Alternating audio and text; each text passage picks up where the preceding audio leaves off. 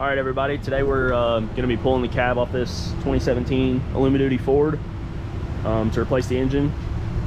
It knocks. I'm just gonna show you the process. I've already got started a little bit. We went ahead and removed all the batteries and the battery boxes, the air filter housing and the cleaner. The top radiator hose is off, the bottom radiator hose is off down there. It's hard to see. So the bottom radiator hose down there is off.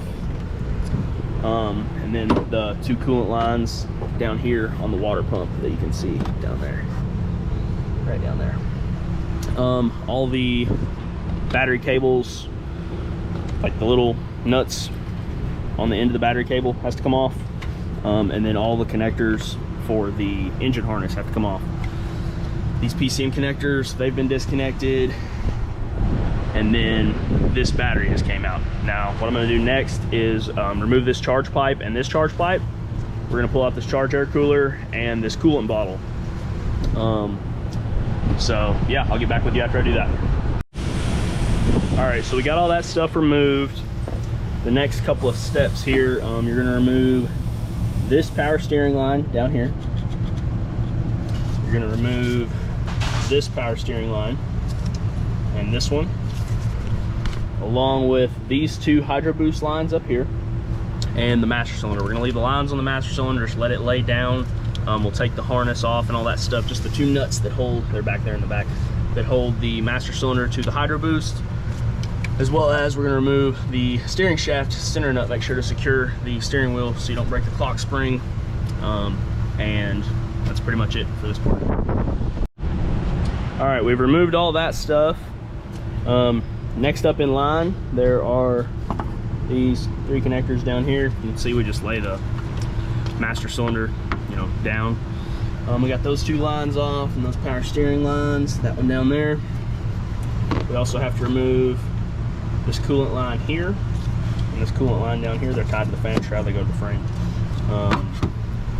As well as this one over here from the top of the radiator, and it's already unclipped. We'll get that out. Get that all out of the way.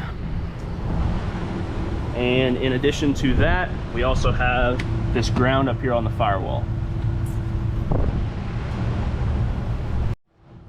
All right, next we have to recover the refrigerant out of the system. We're gonna break it right here on the high side and right back here on the low side.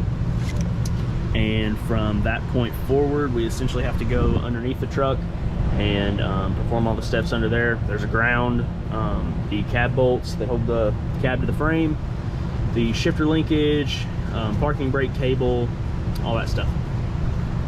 All right, while the Freon is recovering, we're gonna take this ground off up here, as well as these heater hoses down here. Alrighty, AC is still charging, or evacuating rather. Up here, we've taken this ground out. This is on the second from the front cab mount on the passenger side. I've also went ahead and popped off our shifter cable and unbolted it from the trans up there, as you can see, as well as removed this e-brake cable and popped it out of its bracket. Next is just the cab bolts. There's 8 of them, 4 on each side. They're all 18 millimeters, and I'll get back with you after that. All right, we've got the 4 or 8 cab bolts out, and now the cab is pretty much ready to go up. You're gonna pull your fender liners. This truck came in without them, so we don't have to worry about that. Also, to secure the steering wheel, generally I'll just scoot the seat all the way forward and put the seat belt through it.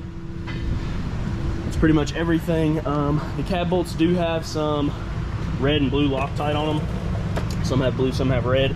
Occasionally you'll have to heat them or cut them. It depends on if the cage nuts spin or not. If they do, you'll know. So.